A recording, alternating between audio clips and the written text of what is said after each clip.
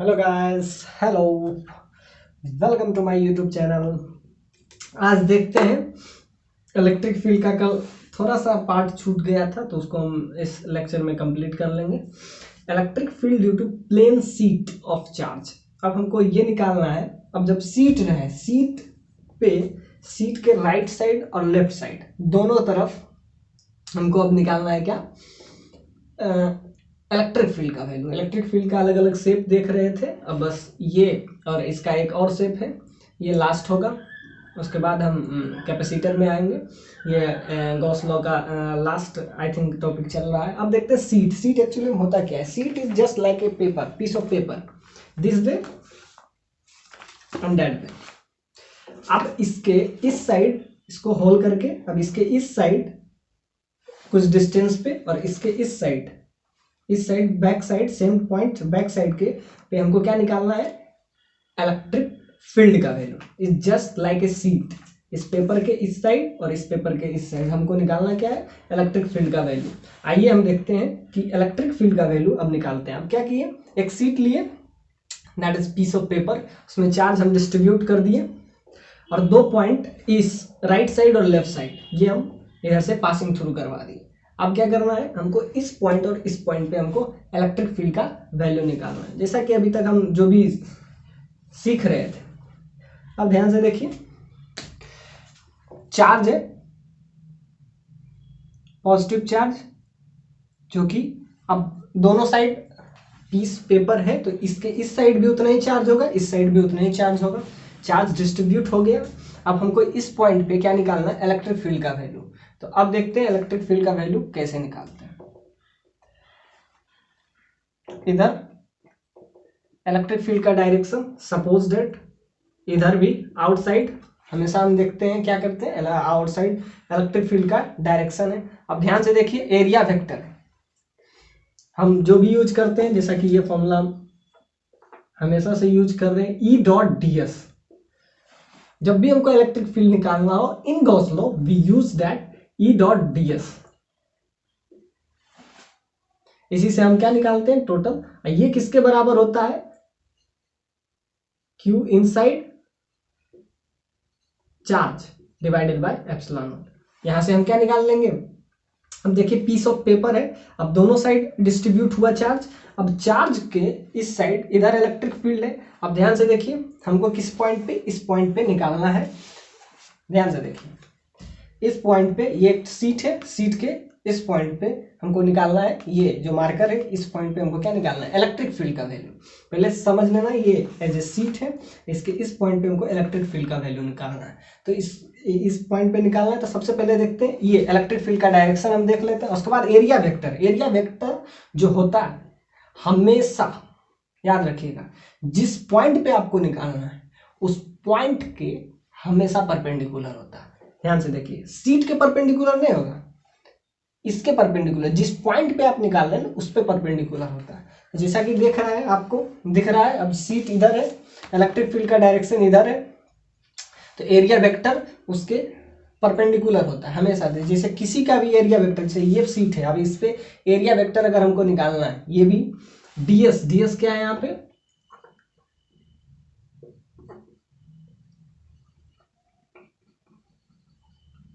Area vector. Area vector is always perpendicular to the plane. जिस plane पे आपको निकालना है उस प्लेन के हमेशा परपेंडिकुलर होता है।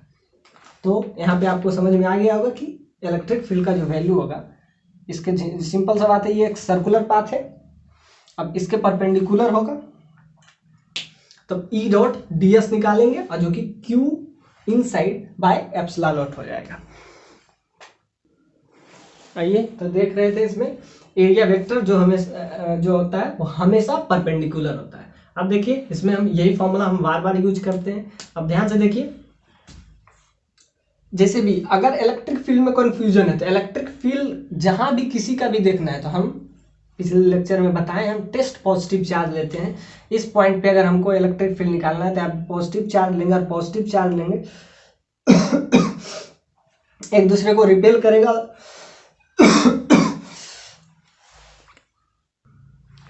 इलेक्ट्रिक फील्ड का जो डायरेक्शन होगा, पॉजिटिव चार्ज को रिपेल करेगा तो इधर होगा। यहाँ भी पॉजिटिव चार्ज जब रखेंगे तो ये पॉजिटिव चार्ज इसको रिपेल करेगा, तो इलेक्ट्रिक फील्ड का डायरेक्शन इधर है। इसमें सबसे इंपॉर्टेंट डायरेक्शन, ध्यान दीजिएगा, डायरेक्शन इज वेरी इंपॉर्टेंट, क्योंकि डायरेक्शन अगर आपको नहीं समझ में आएगा तो इसको आप डेराइव नहीं कर सकते। और ये इसका गॉस लॉ का बेस्ट कंसेप्ट है, क्योंकि इसी कंसेप्ट से आप पूरा गॉस लॉ बना सकते हैं। तो ध्यान से देखिए, इलेक्ट्रिक फील्ड का डायरेक्शन इधर, और जो होता है परपेंडिकुलर वेक्टर, उसमें हमेशा ध्यान दीजिएगा या तो प्लेन के परपेंडिकुलर होगा, जैसे कि हम सीट में हम बता रहे थे, या तो इसके परपेंडिकुलर होगा, या आउटवार्ड या इनवार्ड। जब भी आपको किसी एरिया वेक्टर का डायरेक्शन निकालना हो तो वो हमेशा आउटवार्ड या इनवार्ड होता है। तो ध्यान से दीजिए, लेकिन उस प्लेन के हमेशा परपेंडिकुलर होता है। यानी एरिया वेक्टर, एक आपको बता दें, area vector is always perpendicular to the plane of plane पे परपेंडिकुलर होता है, प्लेन ऑफ सरफेस, मतलब हमेशा सरफेस के परपेंडिकुलर होगा। इस पॉइंट को हमेशा याद रखिए। ध्यान से देखिए, अब ये है, इस पे परपेंडिकुलर होगा तो इसका एरिया वेक्टर कुछ इधर होगा। This is the normal vector N cap exactly. अब इसका भी हम निकालेंगे। क्या कि हम जब भी हमको कुछ भी निकालना होता है तो हम क्या यूज करते हैं, जितना भी हम पिछले लेक्चर भी अगर आप देखिएगा तो हम क्या करते हैं, क्लोज लूप हम निकालते हैं। तो देखिए ये भी क्लोज लूप हम बनाए ना, इसको भी हम क्लोज लूप टाइप फील किए, तो ये आपका जो हो जाएगा। फिर हम बता रहे हैं, पिछला लेक्चर में भी बताए थे, this is the Gaussian surface, जो कि एक हाइपोथेटिकल कंसेप्ट है। तभी तो हम ये फॉर्मूला लगा सकते हैं, क्यू इनसाइड, उसके अंदर जो इतना चार्ज है डिवाइडेड बाय एप्सिलॉन। तो इसको हम एक गॉसियन सरफेस टाइप हम बिहेव कर सकते हैं। This is a Gaussian surface. और गॉसियन सरफेस क्या होता है, एक हाइपोथेटिकल कंसेप्ट होता है जिसको हम इमेजिनरी कंसेप्ट कहते हैं। This is not real. एक हमेशा लाइन हम ड्रॉ किए, उसके अंदर अब चार्ज जितना रहेगा divided by epsilon, you will get the required result. अब ध्यान से देखिए, एरिया वेक्टर जो है ऑलवेज परपेंडिकुलर है प्लेन ऑफ सरफेस के। अब यहां से हम देखते हैं, इसके परपेंडिकुलर एन कैप ये हो जाएगा, इसके परपेंडिकुलर ये एग्जैक्टली, इसके परपेंडिकुलर भी ये। अब ध्यान से निकालते हैं, फ्लक्स निकालते हैं, क्योंकि फ्लक्स निकलेगा उसके बाद हमारा इलेक्ट्रिक फील्ड वहीं से हम डिराइव कर लेंगे। ये आपका बेस्ट कंसेप्ट है इस चैप्टर का। तो यहां से निकालते हैं फ्लक्स। अब ध्यान से देखिए, इसके द्वारा फ्लक्स, एरिया वेक्टर का डायरेक्शन इधर, एरिया हमेशा परपेंडिकुलर होता है। ये आपको देखिए एक सिलिंड्रिकल शेप दिख रहा होगा, ध्यान से देखिए एक सिलिंड्रिकल शेप है, ध्यान दीजिए, एरिया वेक्टर इधर, इलेक्ट्रिक फील्ड भी उधर। तो यहां से हम निकालेंगे ई डॉट डी एस, फ्लक्स, यहां लिख देते हैं टोटल फ्लक्स। इसके द्वारा सोचिए, ये एरिया वेक्टर का डायरेक्शन हमेशा प्लेन के परपेंडिकुलर होता है, एग्जैक्टली इसका भी हो जाएगा, एग्जैक्टली इसका भी हो जाएगा। कर सरफेस का एरिया वेक्टर इधर, ये इधर, दोनों के बीच का एंगल कितना, 90। याद रखिएगा, जब एंगल 90 हो तो डॉट वेक्टर हमेशा 0 होता है, क्योंकि cos 90 0 हो जाएगा। इधर देखिए, अब ई डॉट डी एस, ई डॉट डी एस इसका हो जाएगा प्लस इसका 0 हो जाएगा, क्योंकि क्यों 0, क्योंकि इलेक्ट्रिक फील्ड इधर है, एरिया वेक्टर उधर है, दोनों के बीच का एंगल 0 बन रहा है, 90 बन रहा है, तो 0। अब इसके द्वारा भी 0, एग्जैक्टली यही चीज इधर भी लगेगा, जो इस साइड लग रहा है वही इस साइड 2 टाइम्स कर दीजिए, या इसका 0, इसका भी 0, और इसका क्या हो जाएगा, एरिया वेक्टर इधर है और इधर ही इलेक्ट्रिक फील्ड का वैल्यू है, तो प्लस हो जाएगा ई डॉट डी एस।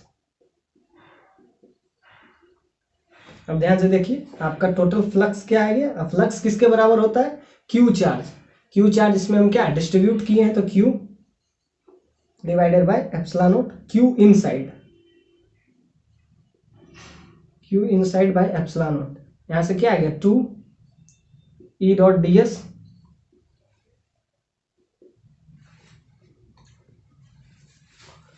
यहाँ से आप ध्यान से देखिए क्यू चार्ज, तो यहाँ से आपका आ जाएगा सिंपली, अब यहाँ से ये 2 इधर आ जाएगा क्यू बाय, अब यहाँ से एरिया आप निकाल लीजिए, सिंपल बात है। अब ये एरिया दोनों का तो सेम हो जाएगा, पाई आर स्क्वायर, वहां से आप हम अब ध्यान से देखते हैं क्यू चार्ज इतना में डिस्ट्रीब्यूटेड होगा। अब हम देखेंगे इतना इसके अंदर कितना चार्ज है, उससे डिवाइड कर देते हैं, यहाँ से एरिया वेक्टर डायरेक्ट निकल जाएगा। मेन ये था ये वाला कि ई इलेक्ट्रिक फील्ड और एरिया वेक्टर के बीच में जब 90 डिग्री का एंगल बने तो वो हमेशा 0 काउंट होता है, और यहाँ से आपका इलेक्ट्रिक फील्ड का वैल्यू आ जाएगा। आइए तो इसका इलेक्ट्रिक फील्ड का वैल्यू इधर से आ जाएगा। अब ध्यान से देखिए इसमें एक नया टर्म है जो हम बताए नहीं थे, उसको हम थोड़ा सा डेराइव कर देते हैं। सिग्मा एक टर्म आता है, सिग्मा, इसको कहते हैं सरफेस चार्ज डेंसिटी।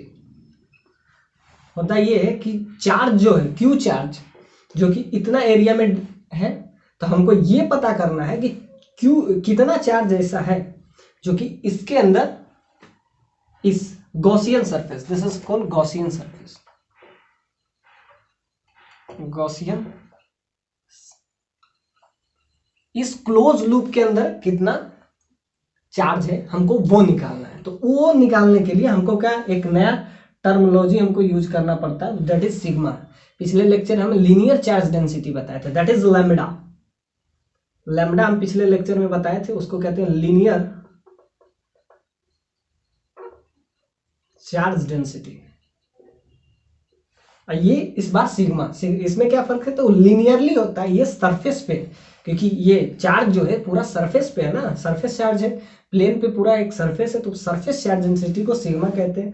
अब इसका मतलब क्या होता है, इसका मतलब होता है कि सरफेस में जितना चार्ज है, charge divided by area, that is called sigma. Charge यहां क्या है क्यू, एरिया को एज ए ds हम लिए हैं, that is sigma, you will get q equal to sigma ds। क्या है, charge divided by area, that is called the sigma. Sigma is surface charge density, मतलब उसके यूनिट एरिया में कितना चार्ज है उसी को सिग्मा कहते हैं। Charge in per unit area, charge in per unit area, that is called the surface charge density. लिख लीजिए, हम यहाँ स्टार पॉइंट लगा देते हैं सिग्मा में। Charge in unit area is called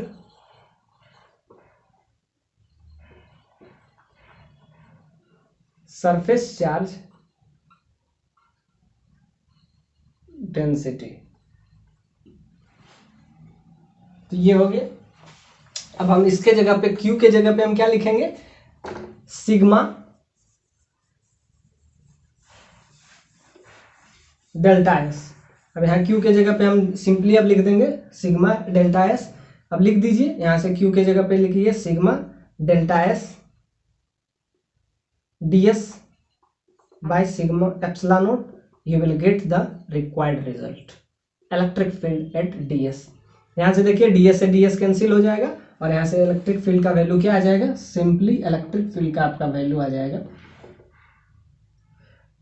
sigma divided by 2 epsilon not. इसमें star लगा लीजिए, it is very very important. क्या आया, ये रिजल्ट आया, यानी इलेक्ट्रिक फील्ड का वैल्यू अगर इस पॉइंट पे, इस पॉइंट को अगर हम P नाम दें, लेट इसको भी इधर भी दोनों साइड, एक पेपर है उसके 2 साइड होंगे, एक इधर एक इधर एक इधर। अब इसके P पॉइंट पे अगर आपको इलेक्ट्रिक फील्ड का वैल्यू निकालना हो तो ध्यान देखिए डिस्टेंस से इंडिपेंडेंट है, इस रिजल्ट से ये तो प्रूफ था। तो इससे हमको क्या पता चला, सिग्मा सिग्मा चला गया, यहां से क्या है कि अब result this is independent of distance. वो किस चीज पे डिपेंड करता है, सिग्मा। सिग्मा क्या होता है, इस charge in unit area, that is called the sigma. अब जितना ज्यादा चार्ज होगा, सिंपल बात है, चार सिग्मा का वैल्यू जितना ज्यादा होगा इलेक्ट्रिक फील्ड उतना ज्यादा होगा। तो यहाँ से हमको क्या पता चला कि सिग्मा जो है इलेक्ट्रिक फील्ड के डायरेक्टली प्रोपोर्शनल है और ये कांस्टेंट वैल्यू है, क्योंकि सिग्मा किसी का भी तो कांस्टेंट हो सकता है, चार्ज बढ़ेगा घटेगा नहीं। जो चार्ज आप डाल दिए, क्यू चार्ज इसमें डिस्ट्रीब्यूट कर दिए, तो उसका सिग्मा तो कांस्टेंट होगा। अगर सिग्मा कांस्टेंट है that means electric field constant है, क्योंकि एप्सिलॉन नॉट तो फिक्स वैल्यू है, that is a constant value. तो यहां से आपका आ गया क्या, इलेक्ट्रिक फील्ड का वैल्यू। अब इलेक्ट्रिक फील्ड का वैल्यू अगर आ गया तो आप यही तो निकालना था। अब हम क्या किए, अब जब भी हम बात करेंगे तो डायरेक्ट ये रिजल्ट हम यूज करेंगे। अब ये रिजल्ट कैसे आया, पूरा हम डेरिवेशन किए, आई थिंक आपको समझ में आया। अब हम किसी एक साइड का हम देखेंगे, अभी हम दोनों साइड का देखें। अब एक ऐसा सीट लेंगे जिसका सिर्फ एक साइड आएगा, वन साइड। तो वन साइड में आप याद रखिए ये 2 एप्सिलॉन नॉट आता है, तो वहां पे सिर्फ आ जाएगा सिग्मा बाय एप्सिलॉन नॉट।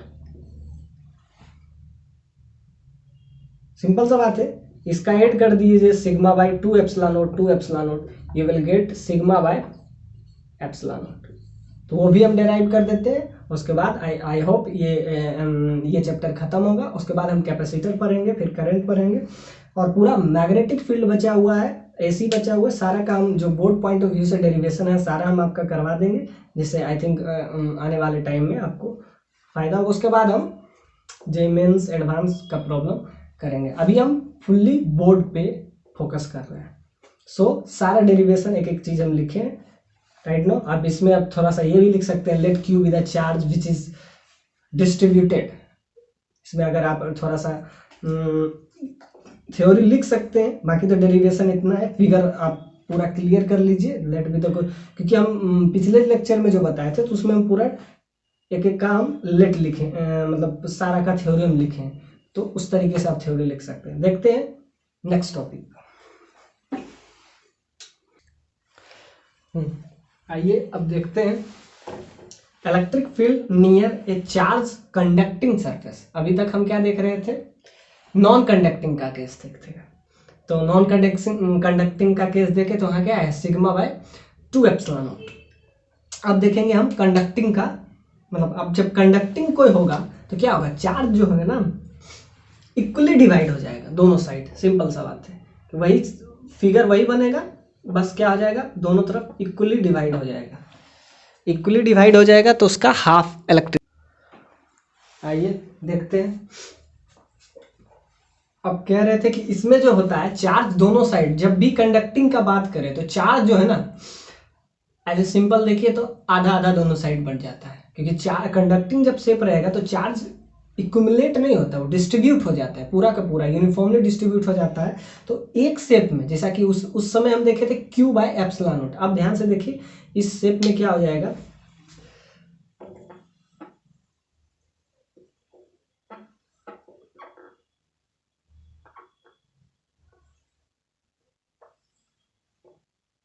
इसमें अब दोनों साइड, अब जैसे पॉजिटिव चार्ज इसमें दिए, अब ये कंडक्टिंग शेप का अगर हुआ तो दोनों साइड अलग अलग बन जाएगा। अब दोनों साइड Q/2 आ जाएगा, सिंपल बात है। अब देखो इधर के P पॉइंट पे हम फिर लूप बनाएंगे एज ए सेम रिजल्ट जो पिछला में हम यूज किए थे।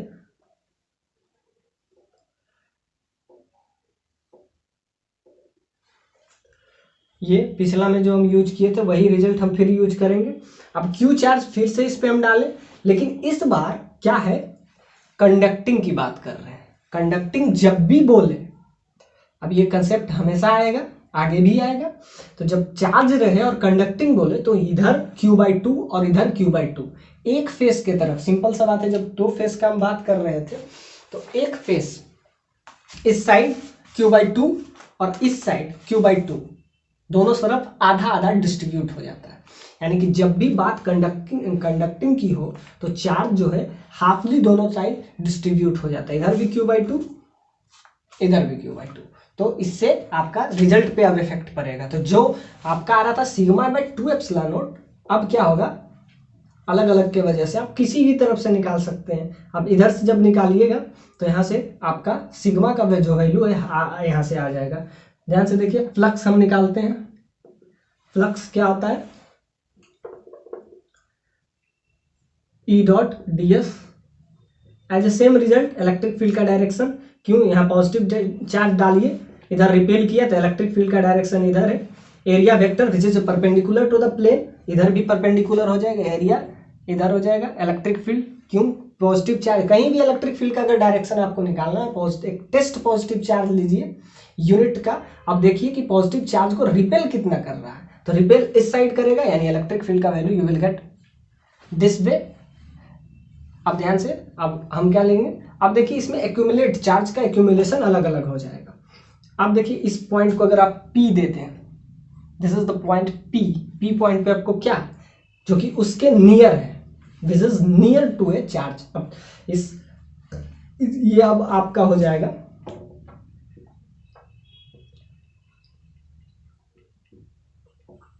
Conducting surface. कंडक्टिंग सरफेस क्या करता है, चार्ज को इक्वली डिवाइड कर देता है दोनों पोर्शन की तरफ। यानी कि अगर जैसे कि हम इस कॉपी में बताए थे कि Q/2 इधर हो जाएगा और Q/2 इस साइड हो जाएगा। अब ध्यान से देखिए, अब रिजल्ट पे क्या इफेक्ट पड़ेगा।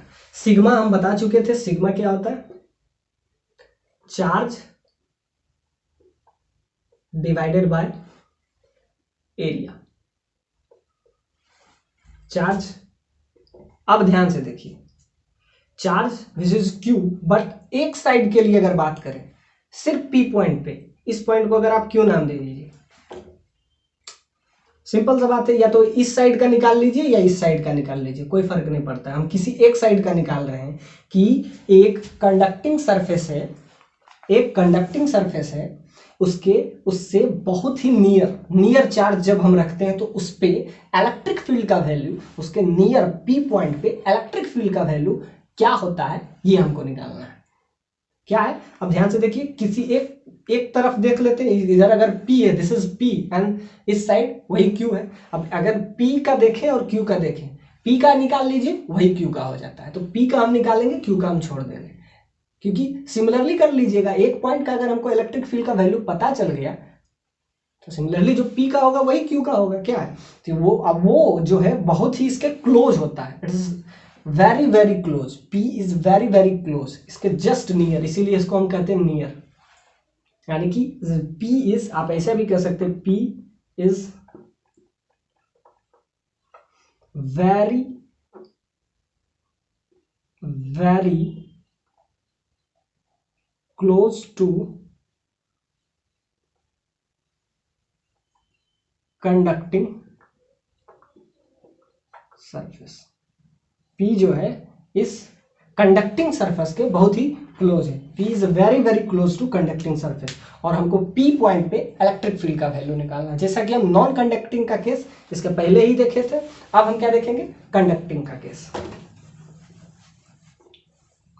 लेट्स, हर हमेशा से हम एक ही यूज करते हैं, गॉसियन सरफेस। ये क्या हमारा है, ये भी गॉसियन सरफेस, हम बार बार वही बता रहे हैं आपको, गॉसियन सरफेस। अब गॉसियन सरफेस हम इसमें यूज किए, अब हमको क्या निकालना है, इलेक्ट्रिक फील्ड का वैल्यू। लेट्स, P पॉइंट पे इलेक्ट्रिक फील्ड का वैल्यू क्या है, डायरेक्शन तो आपको पता है कि इस डायरेक्शन में होगा हमेशा। अब देखिए, इसका नॉर्मल वेक्टर कुछ ऐसा होगा। अब नॉर्मल वेक्टर क्यों निकालते हैं, क्योंकि नॉर्मल वेक्टर का जो डायरेक्शन होगा वही डायरेक्शन ds का होगा। हम बता चुके हैं कि जो एरिया वेक्टर होता है उसका हमेशा डायरेक्शन प्लेन के अपवार्ड होता है या प्लेन का डाउनवार्ड होता है। एग्जैक्टली इसका इधर हो जाएगा, इसका इस साइड होगा। अब हमको क्या निकालना है, फ्लक्स। हर बार की तरफ फ्लक्स निकालेंगे, और फ्लक्स किसके बराबर होता है, Q inside divided by epsilon naught. अब ध्यान से देखिए, फ्लक्स निकालते हैं P पॉइंट पे, तो पी पॉइंट पे जब भी फ्लक्स निकालेंगे तो देखिए एरिया वेक्टर इसके द्वारा भी फ्लक्स होगा, तो एरिया वेक्टर और इलेक्ट्रिक फील्ड के बीच जब भी 90 डिग्री का एंगल हो तो समझ जाइए जीरो। इसके द्वारा इलेक्ट्रिक फील्ड का डायरेक्शन भी उधर है। अब प्लेन है, सर्कुलर प्लेन होगा, सिंपल फील कीजिए एक सिलेंडर है, this is this type, this is cylinder. अब इस ये एरिया वेक्टर का डायरेक्शन भी इस डायरेक्शन में है, इस डायरेक्शन में एरिया वेक्टर का भी डायरेक्शन है, दिस इज परपेंडिकुलर। ये देखिए इलेक्ट्रिक फील्ड का, और इस प्लेन पे अगर परपेंडिकुलर ड्रॉ कीजिएगा तो ये भी परपेंडिकुलर आएगा, ये दिस इज परपेंडिकुलर। अब ध्यान से देखिए इस पे परपेंडिकुलर इधर है, एरिया वेक्टर इधर है, ये सिंपली है। एक और सोचिए ये एरिया वेक्टर है, दोनों के बीच का 90 डिग्री एंगल बन रहा है, और जब भी 90 डिग्री एंगल बने तो समझ जाइए कि उसका कंपोनेंट जीरो हो जाएगा, कॉस जीरो हो जाता है। तो सिंपली बात है कि ये और area vector E dot D S, इसके एरिया इधर है, एरिया इलेक्ट्रिक फील्ड का डायरेक्शन ये देखिए इस पे परपेंडिकुलर ऊपर है, दोनों के बीच का एंगल क्या है 90। तो जब 90 हो तो उसका क्या हो जाता है, फ्लक्स जीरो हो जाता है। तो इसके द्वारा क्या हो जाएगा, फ्लक्स जीरो एग्जैक्टली। इसके द्वारा एरिया वेक्टर भी उधर है, इलेक्ट्रिक फील्ड भी उधर है, तो दोनों के बीच का एंगल जब जीरो है तो सिंपल सा डॉट का मतलब समझ जाइए ई dot D S, E into D S into cos, और दोनों के बीच का एंगल सिंपल सा बात है, इसमें 90 हो जाएगा, तो जब 90 और cos 90 जीरो, तो इसके केस में जीरो हो जाएगा। और सिंपली अब जब इसके केस में करेंगे तो ई dot D S, electric field इधर है, इसके जस्ट परपेंडिकुलर है, डी एस लिखेंगे, और cos जीरो, क्योंकि इधर ही दोनों का डायरेक्शन है, जब दोनों का डायरेक्शन सेम हो तो एंगल जीरो बनता है, तो इसका हो जाएगा cos जीरो 1 हो जाता है, तो ई डॉट डी एस एग्जैक्टली यही चीज हम लिख देंगे, और इसका भी परपेंडिकुलर है तो इसका भी जीरो हो जाएगा। तो देखिए इसका परपेंडिकुलर था तो जीरो, इसका क्या हो जाएगा ई dot D S, E into D S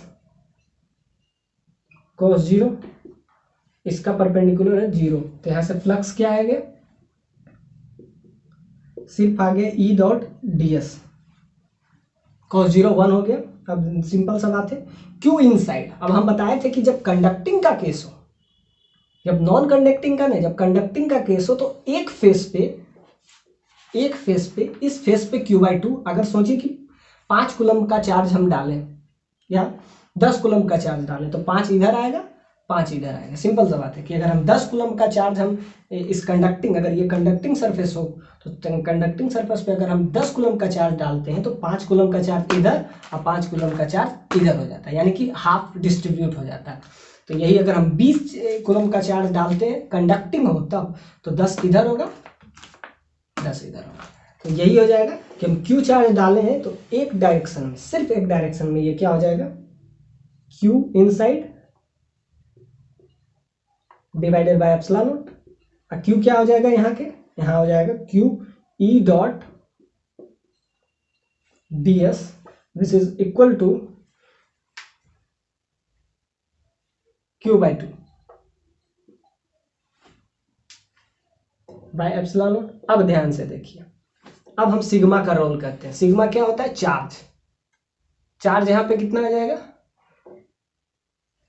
simple सा बात है, चार्ज यहां से आ जाएगा सिग्मा इंटू एरिया,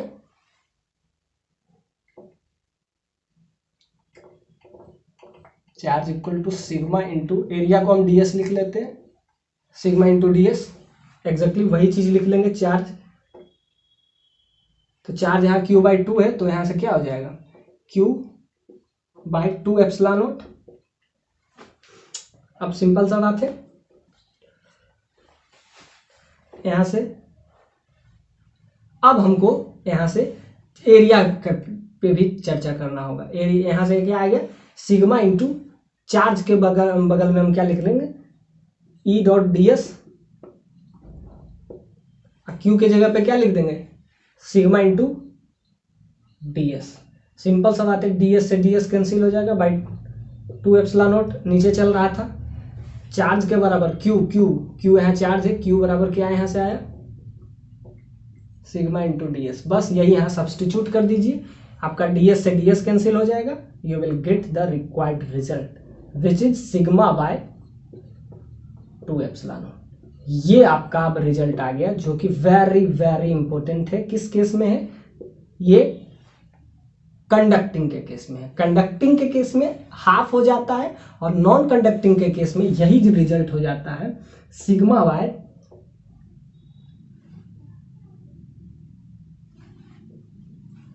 एक मिनट। तो आइए हम क्या निकालें, इलेक्ट्रिक फील्ड का वैल्यू पी पॉइंट पे।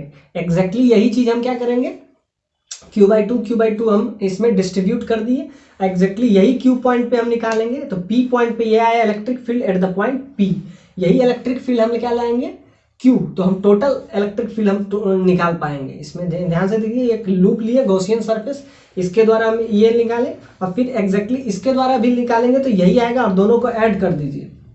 सिग्मा बाई 2 एप्सिलॉन नॉट, एक साइड का कितना आया sigma by 2 epsilon naught P point पे, exactly electric field at point Q क्या आ जाएगा, सिग्मा बाई 2 एप्सिलॉन नॉट। अब दोनों को हम ऐड कर देंगे, दोनों को ऐड कर देंगे टोटल इलेक्ट्रिक फील्ड। तो दोनों को जब ऐड कर दीजिएगा sigma by 2 epsilon not, sigma by 2 epsilon not, तो आपका क्या आ जाएगा सिग्मा बाई एप्सिलॉन नॉट। यानी कि जो रिजल्ट है एक पॉइंट पे, यही चीज हम फिर से इसको मिटा देते हैं। P पॉइंट पे ये आया, एग्जैक्टली अगर हम Q पॉइंट पे निकालेंगे तो भी ये आएगा। अब दोनों को हम क्या करेंगे P प्लस Q, हमको टोटल इलेक्ट्रिक फील्ड निकालना है, तो वो हम दोनों को ऐड कर देंगे। सिंपल, एक क्लोज लूप है, क्लोज लूप के एक P पॉइंट पे आया electric field at the point P क्या आया सिग्मा बाई 2 एप्सिलॉन नॉट।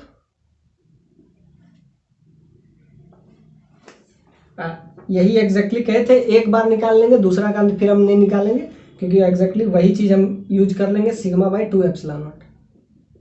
अब देखिए इलेक्ट्रिक फील्ड हमको निकालना है। अब नेट इलेक्ट्रिक फील्ड हम टोटल का टोटल निकाल लेते हैं, कि अब इलेक्ट्रिक फील्ड का यहां से वैल्यू निकाल लेंगे। तो यहां से आ जाएगा एक पार्ट का sigma by 2 epsilon not plus sigma by 2 epsilon not, तो यहां से आ जाएगा सिग्मा बाय एप्सिलॉन नॉट। तो ये हमारा ये आ गया कंडक्टिंग के केस में। कंडक्टिंग के केस में जब बात है तो सिग्मा बाय एप्सिलॉन नॉट, और नॉन कंडक्टिंग के केस में हम क्या देखे थे सिग्मा बाय। एक पार्ट का अगर पूछे तो सिग्मा बाय, एक पार्ट का जब भी आपसे पूछे तो सिग्मा बाय 2 एप्सिलॉन नॉट। यही अगर दोनों पार्ट का पूछे तो क्या कहेंगे, एक पार्ट का सिग्मा बाय 2 एप्सिलॉन नॉट, एक पार्ट का सिग्मा बाई 2 एप्सिलॉन नॉट, और दोनों पार्ट का पूछे तो सिग्मा बाय एप्सिलॉन नॉट। दोनों को सिंपली ऐड कर देंगे, P प्लस Q दोनों को ऐड कर देंगे तो सिग्मा बाय 2 एप्सिलॉन। तो ये आपका क्या आ गया VVI। ये कब याद रखिएगा, कंडक्टिंग सरफेस का।